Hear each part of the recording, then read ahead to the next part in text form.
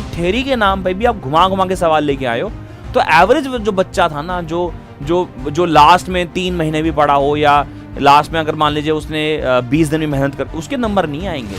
ये पेपर उसका नहीं था। और वो जो टॉपर पढ़ने वाले बच्चे की, रेगुलर पढ़ने वाले की परसेंटेज जो है वो एक्चुअल में कम होती है।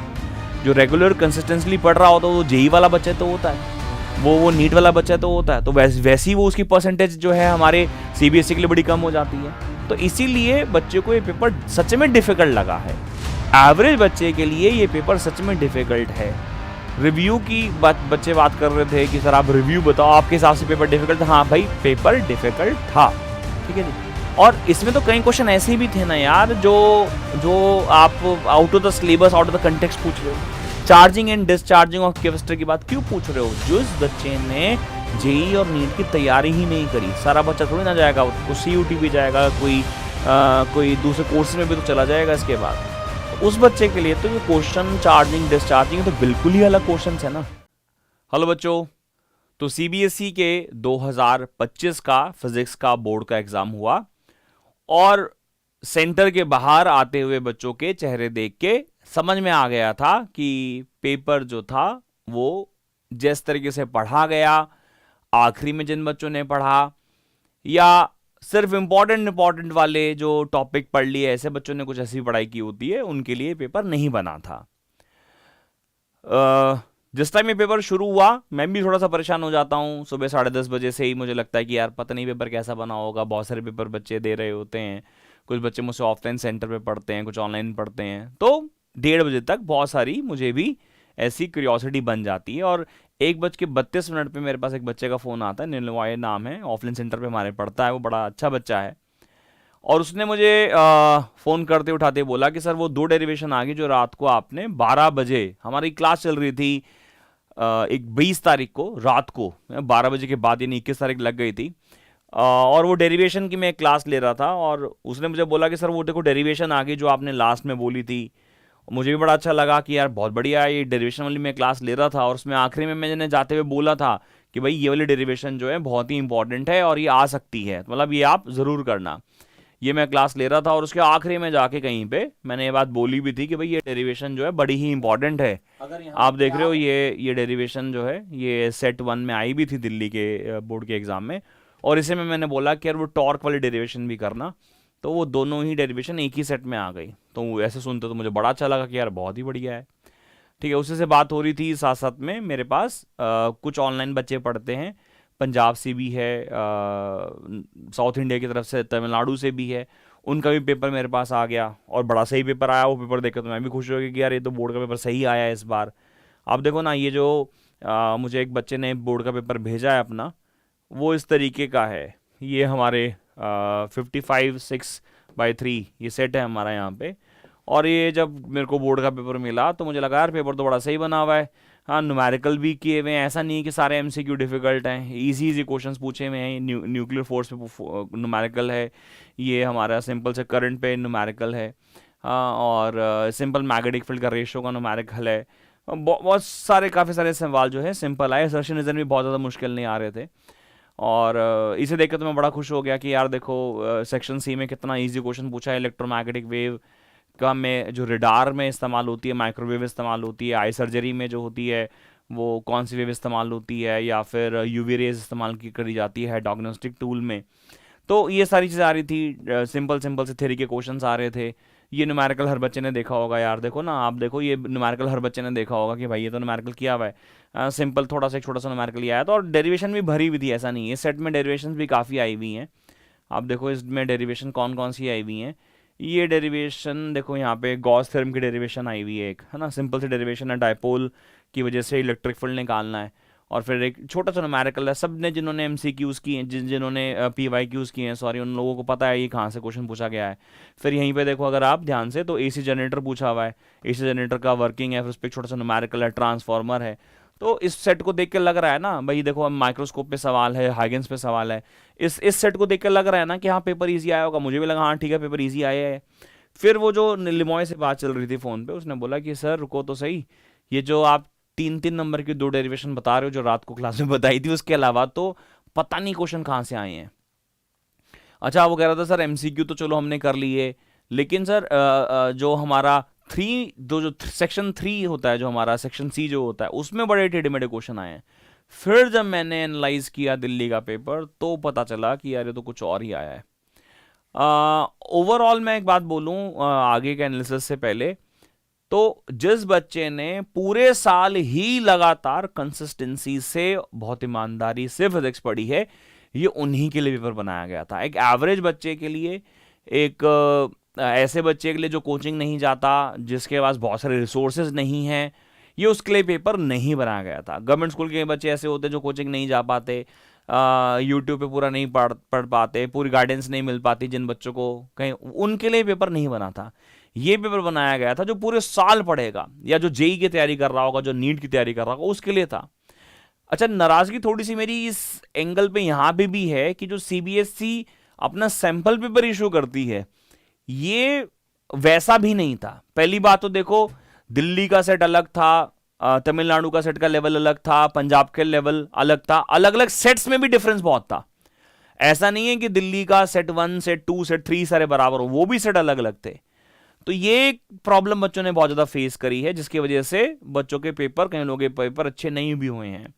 हमारा बच्चा है, बड़ा मेहनती बच्चा है, तन्मय, हमारे यहाँ ऑफलाइन सेंटर में पढ़ता है। अब उसका जेई का रिजल्ट शायद 98 परसेंटाइल है, जबकि उसका सीबीएसई में वो कह रहा है सर 100 वाला तो पेपर हुआ ही नहीं है।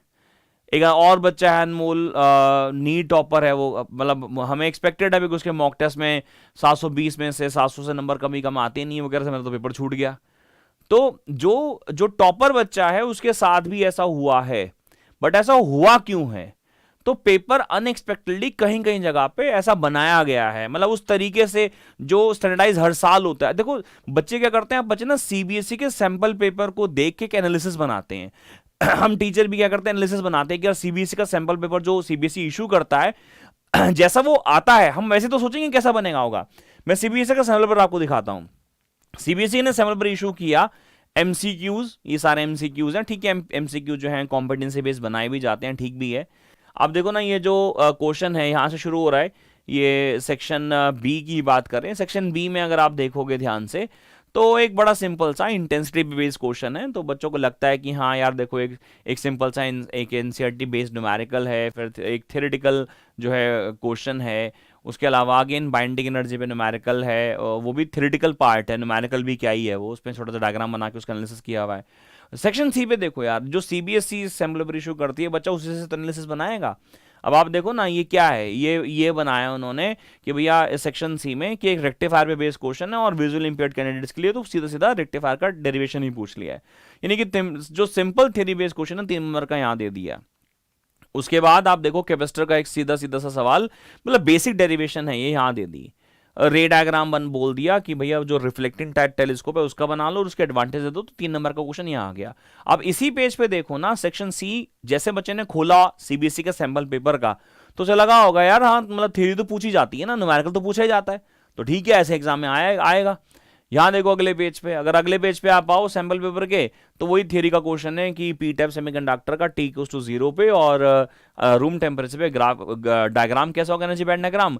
या फिर अगर विजुअल इंपेयर्ड कैंडिडेट्स की बात करें तो बैरियर पोटेंशियल क्या होगा, फॉरवर्ड बायसिंग क्या होगा, रिवर्स बायसिंग क्या होगा, ठीक है जी। और अगर आप देखो इस वाले पेज पे, तो एक 3 नंबर का न्यूमेरिकल में या थ्योरी में देखो, आप देखो डेरिवेशन पूछी हुई है। अब बच्चा समझ रहा है ना कि 3 नंबर के जो क्वेश्चन है उसके अंदर काफी सारी थ्योरी पूछी जा रही है, काफी सारी डेरिवेशन भी पूछी जा रही है। मतलब अगर आप देखो तो 3 तो डेरिवेशन ही आ गई हैं इसके अंदर और 2 थ्योरी के क्वेश्चन ही आ गए हैं। अच्छा, 5 नंबर के क्वेश्चन में जाकर देखा होगा बच्चे ने, ये मैं उस बच्चे की बात करूं जिसने सीबीएसई के जो सैंपल क्वेश्चन पेपर होता है उसका एनालिसिस लगाया होगा। उसने सोचा होगा यार लिमिटेशन ऑफ ओम्स लॉ पूछ रहा है तो थ्योरी के क्वेश्चन बनते होंगे डेफिनेटली। फिर एक सीधा फॉर्मूला बेस्ड क्वेश्चन पूछा हुआ है कि टेम्परेचर की वजह से रेजिस्टेंस में क्या फर्क पड़ा होगा। व्हीटस्टोन ब्रिज की डेरिवेशन पूछी है किरचॉफ को यूज करके, डेरिवेशन नहीं है बिल्कुल, विद हेल्प ऑफ डायग्राम हमें एसी जनरेटर की वर्किंग बतानी है। फिर यहाँ पे ट्रांसफार्मर की है और उसके बाद न्यूमेरिकल पूछा, और ये न्यूमेरिकल भी अगर आपने पढ़े हो तो एनसीईआरटी के डायरेक्ट न्यूमेरिकल हैं। अब ऐसा जो पेपर है वो दिल्ली का 2025 का नहीं है, जो बोर्ड का पेपर है। अब वो बोर्ड का पेपर मैं आप लोगों को दिखा देता हूँ। मेरे पास वैसे तो 2 सेट हैं यहाँ पे, क्योंकि 2 ही सेट अभी तक मेरे पास पहुंचे थे। तो ये हमारा सेट 1 है। अब सेट 1 में ये वाला जो क्वेश्चन है हमारी बुकलेट से ही है कि हमारा जो चार्ज है उसका नेचर कैसा होता है, और बहुत सारे बच्चों ने डाउट में भी ये सवाल पूछा था। एमसीक्यू का ये क्वेश्चन भी इजी है, ये भी हम लोगों की जो पेपर लीक सीरीज थी उसमें मैंने सवाल कराया था। ये सिंपल क्वेश्चन है, ये कोई अलग सा सवाल नहीं है, एनसीईआरटी बेस्ड सवाल है ये। ये बेसिक देखो पावर का क्वेश्चन आया हुआ था, ये सिंपल था, power consume by LCR circuit, ERMS IRMS cos phi का क्वेश्चन है। ये चलो ठीक चल रहा था। ये हमारा वो वाला सवाल है टीएआर का कि एक सोर्स को नीचे रखा तो पानी में कितने एरिया से वो नजर आएगा, तो ये फिर भी चलो ठीक लग रहे थे। बाइंड एनर्जी का क्वेश्चन आया है, असर्शन रीजन थे कंपेरेटिवली आसान आए थे। प्रॉब्लम शुरू हुई थी सेक्शन सी से, इवन इसमें भी नहीं बहुत ज़्यादा प्रॉब्लम थी, सीधे सीधे न्यूमेरिकल थे। और इन सीधे सीधे न्यूमेरिकल में आप देखो तो ये वाला न्यूमेरिकल जो है, ये न्यूमेरिकल है, बड़ा बेसिक सा न्यूमेरिकल है, और ये हमारे एनसीईआरटी का हमारी बुकलेट का ही है। ये हम लोगों ने अभी जब पेपर लीक सीरीज बनाई थी उसमें सवाल था, ये सवाल था। अच्छा, इसके अंदर क्या था, टाइम पीरियड का कैलकुलेशन था, ये यूजुअली बच्चा करता नहीं है, रेडियस का कैलकुलेशन करता है, वेलोसिटी करता है, आपने टाइम पीरियड दे दिया। चलो होशियार बच्चा तो कर ही लेगा यार, होशियार बच्चा करता भी है। ये प्योर सेमीकंडक्टर के अंदर डोपिंग करी, उस पर सवाल दे दिया, ठीक है साहब, एनसीईआरटी से थोड़ा सा अलग करके सवाल दे दिया, but similar type of question आपने एनसीईआरटी में किया होगा। अब सेक्शन सी की बात करो, सबसे जो बड़ी दिक्कत जो एक एवरेज बच्चे ने और लास्ट में पढ़ने वाले बच्चे ने फेस करी वो ये थी कि उसको सेक्शन सी में और ई में वो क्वेश्चन ही नहीं दिखे जो से अमूमन दिखते रहे हैं। देखो मैं बार बार बोल रहा हूं, ऐसा नहीं था कि ये पेपर बेकार ही था, बिल्कुल नहीं, सिरे से नकार दो कि बिल्कुल ही बेकार था। ये पेपर उन बच्चों के लिए था दिल्ली का, और ये ना डिस्पैरिटी है एक्चुअली। आप देखो वो तमिलनाडु वाले बच्चे का पेपर का लेवल देखो और इसका पेपर का लेवल देखो, यहां पे तो डेरिवेशन ही नहीं पूछी हुई, यहाँ पे 6 नंबर की 2 डेरिवेशन पूछ ली और बात खत्म कर दी। कोई थ्योरी के नाम पे भी आप घुमा घुमा के सवाल लेके आए हो, तो एवरेज जो बच्चा था ना, जो लास्ट में 3 महीने भी पढ़ा हो, या लास्ट में अगर मान लीजिए उसने 20 दिन में मेहनत कर, उसके नंबर नहीं आएंगे। ये पेपर उसका नहीं था। और वो जो टॉपर पढ़ने वाले बच्चे की, रेगुलर पढ़ने वाले की परसेंटेज जो है वो एक्चुअल में कम होती है। जो रेगुलर कंसिस्टेंटली पढ़ रहा होता है वो जेई वाला बच्चा तो होता है, वो नीट वाला बच्चा तो होता है, तो वैसी वो उसकी परसेंटेज जो है हमारे सीबीएसई के लिए बड़ी कम हो जाती है। तो इसीलिए बच्चे को ये पेपर सच में डिफिकल्ट लगा है। एवरेज बच्चे के लिए ये पेपर सच में डिफिकल्ट है। रिव्यू की बच्चे बात कर रहे थे कि सर आप रिव्यू बताओ, आपके हिसाब से पेपर डिफिकल्ट था? हाँ भाई, पेपर डिफिकल्ट था। कौन सा? दिल्ली का तो सर तीनों सेट डिफिकल्टी थे, ठीक है। बाहर के स्टेट के, जो तमिलनाडु का सेट मिला मुझे, एक पंजाब का सेट मिला, पता नहीं वो ही सेट मुझे जो मिले वो इजी मिल गए या और भी इजी आए थे, वो तो आप लोगों को ज़्यादा बेहतर पता होगा जो दो स्टेट के बच्चे होंगे। लेकिन इसमें कहाँ है यार, कहाँ थ्योरी तुम लोगों ने डाली है? सीबीएसई कहाँ थ्योरी डाली है? अब अगर आप ये वाला सेक्शन देखो, जो मैं सेक्शन सी की बात कर रहा था, सेक्शन सी में न्यूमेरिकल, ये इजी न्यूमेरिकल देखो। ये तो जिस बच्चे ने एमसीक्यूज भी करे, जिन्होंने पीवाईक्यू भी करे होंगे, एमसीबीक्यू करे होंगे मेरी क्लास में, वो भी हमने कॉम्बिनेशन के क्वेश्चन करे थे। बायोसेफ्टी के लिए डेरिवेशन है, ठीक है। अच्छा, डेरिवेशन आप कभी नहीं पूछते, आपने डाल दी, चलो कोई प्रॉब्लम नहीं। बच्चे ने जिसने पढ़ा है तो ऑफकोर्स उसने पढ़ा ही होगा। जिसने आखिर में वो जो सिर्फ इंपॉर्टेंट क्वेश्चन के, उनको डेफिनेटली तकलीफ हुई होगी। ये पेपर उन तरीके के बच्चों के लिए सेट नहीं किया गया था। ये भी देखो, आप सीधा सीधा सवाल नहीं पूछ रहे, आप कॉन्सेप्चुअली घुमा घुमा के सवाल पूछ रहे हो, सीधा सीधा क्वेश्चन नहीं है। मास डिफेक्ट पूछ लिया, चलो ठीक है, बाइंडिंग एनर्जी पूछ ली, फिर कैलकुलेशन भेजता। ये कोई सवाल तो ऑनेस्टली इजी क्वेश्चन था। सेमीकंडक्टर में सब बच्चों को पता था रेक्टिफायर आएगा। वो हम बात करते हैं ड्रिफ्ट की, डिफ्यूजन की, अनबाइस्ड पिन जंक्शन, कुछ नहीं पूछ रहे हो। तो ये पेपर उस बच्चे के लिए सेट किया गया था जो रेगुलर पूरे साल पढ़ता है। ये पेपर उसके लिए सेट नहीं किया गया था जो बच्चा आखिरी में 3 महीने, 2 महीने या 20 दिन पढ़ रहा, उसके लिए नहीं था ये। तो क्या सर ये सीबीएसई की गलती है? देखो गलती तो क्या बोलूं, देखो पेपर तो डिफिकल्ट बनाया गया था, ठीक है जी। और इसमें तो कई क्वेश्चन ऐसे भी थे ना यार, जो आप out of the syllabus, out of the context पूछ रहे हो। Charging and discharging of capacitor की बात क्यों पूछ रहे हो? जो इस बच्चे ने जेई और नीट की तैयारी ही नहीं करी, सारा बच्चा थोड़ी ना जाएगा, वो तो कोई सीयूटी भी जाएगा, कोई दूसरे कोर्सेज में भी तो चला जाएगा इसके बाद। तो उस बच्चे के लिए तो ये क्वेश्चन चार्जिंग डिस्चार्जिंग तो बिल्कुल ही अलग क्वेश्चन है ना। तो इसे करने में वैसे तो देखो, जिस बच्चे ने थोड़ा भी पढ़ा हो क्वेश्चन को, टाइम कांस्टेंट का डायमेंशन पूछ रहा है, टाइम कांस्टेंट का डायमेंशन टाइम होता है भाई साहब।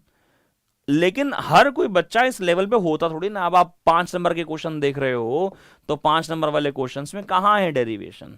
अब ये न्यूमेरिकल है, ये आपकी बुकलेट का भी है, हमने बुकलेट में पढ़ाया हुआ है, ये दोनों न्यूमेरिकल बुकलेट में पढ़ा रखे हैं मैंने, एनसीईआरटी में भी है, और क्या कहूं। बट डेरिवेशन कहाँ है इसमें डेरिवेशन है ही नहीं।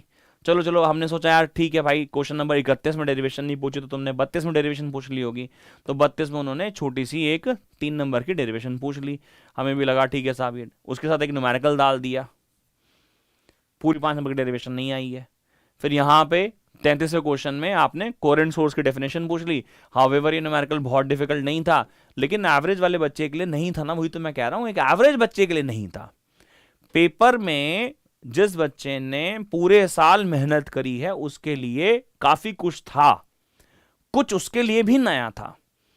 लेकिन जिस बच्चे ने आखिरी में या कुछ समय बचा के कि भाई अक्टूबर के बाद पढ़ना शुरू किया है या नवंबर के बाद पढ़ना शुरू किया, उसके लिए पेपर में बहुत ज्यादा कुछ नहीं था। तो क्या अब पेपर की चेकिंग आसान होगी? बिल्कुल है, लीनियंट चेकिंग होनी चाहिए। और हमें एक से ये भी सबक लेना चाहिए कि एग्ज़ाम की तैयारी, आगे वाले जो आपके एग्ज़ाम्स बचे हैं उनकी तैयारी इसी हिसाब से कीजिएगा कि पेपर अनएक्सपेक्टेड ऐसा आ सकता है, ठीक है ना, कि सिर्फ जो PYQs में दिया। अब मेरे को बहुत सारे बच्चों ने बोला, मैंने पिछले 16 साल के PYQs बच्चों को करवाए थे, बच्चों सर PYQ आया ही नहीं। हाँ नहीं आया, लेकिन उसके जैसे जैसे सिमिलर काइंड ऑफ क्वेश्चन जिस बच्चे ने पूरे साल देखे हैं, फिर वही बात होगी ना कि जिसने पूरे साल पढ़ाई की होगी, ये सिर्फ उसी के लिए बना है पेपर। वो जो एवरेज वाला जो बच्चा होता है ना, जो गवर्नमेंट स्कूल का भी हो सकता है, प्राइवेट स्कूल का भी हो सकता है, कुछ ऐसे बच्चे जो अभावों में पढ़े हैं उनका भी हो सकता है, उसके लिए पेपर नहीं बनाया गया था। पेपर वॉज लिटरली डिफिकल्ट जिन बच्चों ने लास्ट में प्रिपरेशन करी है। ऐसे भी कई बच्चे उन्होंने मुझे फ़ोन किया कि सर बहुत बढ़िया पेपर आया था, तो मतलब तुम पूरे साल से पढ़ रहे थे। तो इसीलिए अभी का सिर्फ निष्कर्ष ये है, मैं वीडियो बनाता नहीं बनाता, मेरे पास मैसेज आ रहे थे कि सर आप रिव्यू वीडियो क्यों नहीं बना रहे हो, आप क्यों नहीं बता रहे पेपर डिफिकल्ट था। अरे पेपर डिफिकल्ट था भाई, इसमें क्या बताना है? जो बच्चा आखिरी में पढ़ेगा उसके लिए पेपर डिफिकल्ट है, बिल्कुल बनाया गया, डिफिकल्ट पेपर है ये। एक एवरेज बच्चे के लिए नहीं, एक जो जो पूरे साल पढ़ा उसके लिए भी डिफिकल्ट आया कहीं ना कहीं। इसीलिए अब आप इस पर ना सोचिए। मैं रिव्यू वीडियोस इसलिए नहीं बनाता कि 21 तारीख का दिन तो तुमने वैसे ही रोने धोने में गम में निकाल दिया होगा। अब मैंने भी वीडियो बना दिया, कोई देखेगा फिर वो एनालाइज करेगा, यार देखो पेपर के सीन तुमने फिर दिखा दिए। इसलिए ज़्यादा रिव्यू वीडियोस में मत पढ़ो और ज़्यादा रिव्यू में मत पढ़ो। एक बार 8 तारीख को पेपर ख़त्म हो जाए मैथ्स का आप लोगों का, जिसका बायो है बायो ख़त्म हो जाए, उसके बाद इसके क्वेश्चंस के सही आंसर क्या हैं मैं भी इसके सोल्यूशन लेके आ रहा हूँ, उसके बाद अपलोड कर दूंगा 8 तारीख के बाद, तब आप देख लीजिएगा। तब तक के लिए केमिस्ट्री के पेपर का, बायो के पेपर का, मैथ्स के पेपर का उनका तैयारी कीजिए। ज़्यादा मत फोकस कीजिए कि पेपर कैसा हुआ। हाँ ये बात सही है कि पेपर की चेकिंग जो है लीनियंट होनी चाहिए। CBSE की गलती है, गलती तो है भाई साहब, क्योंकि आप जो अपना सैंपल पेपर बना रहे हो उसमें वो स्टैंडर्ड फॉलो नहीं कर रहे हो। यार आप CBSE के सैंपल पेपर में अगर देखो, मैंने आप लोगों को CBSE का सैंपल पेपर दिखाया, CBSE के सैंपल पेपर में आपने डेरिवेशन भरी हुई हैं, आपने CBSE के सैंपल पेपर में डेरिवेशंस भरी हुई हैं। आप देखो ना, यहाँ डेरिवेशन अगर आप देखो तो यहाँ पे 5 नंबर की डेरिवेशन ये है, NCERT का न्यूमेरिकल आपने डाल रखा है, 3 नंबर की डेरिवेशन यहाँ है, 3 नंबर का क्वेश्चन इसमें भी है। तो अगर आप इन्हीं सेक्शन, इसी सेक्शन की मैं बात करूँ, सेक्शन CE की ही बात करूँ, तो यहाँ साफ दिखाई दे रहा है कि यार 15 में से 12 नंबर तो बच्चा आराम से ला ही पा रहा है ना, इस सैंपल पेपर को देखूँ तो, जो CBSE इशू करता है। एंड सिमिलरली मैं सेक्शन C इसका एनालाइज करूं तो बच्चा बोलेगा सर 15 नंबर तो आ ही जाएंगे इसमें से। देखो इजीली देखो, आप देखो ये गॉस थ्योरम का न्यूमेरिकल पूछा, गॉस थ्योरम का डेरिवेशन पूछा हुआ है इलेक्ट्रिक फ्लक्स का, 3 नंबर का डेरिवेशन ये है। यहाँ से एक थ्योरी का क्वेश्चन हमारा PN जंक्शन का यहाँ से है, तो 3 और 3 6 हो गए, और कैपेसिटर का डेरिवेशन ये हो गया 6 3 9, 9 और 3 12, 12 और 3 कितना हो गया 15। तो मतलब